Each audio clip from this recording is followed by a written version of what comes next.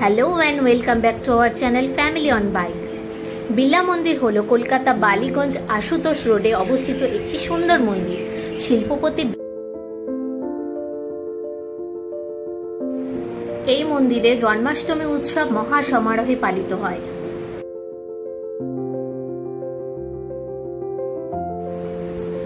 এই মন্দিরে ভিডিওগ্রাফি ও ফটোগ্রাফি সম্পূর্ণভাবে নিষিদ্ধ, কিন্তু আপনারা চাইলে অবশ্যই বাইরে থেকে কিছু ফটো এবং ভিডিও তুলতে পারেন।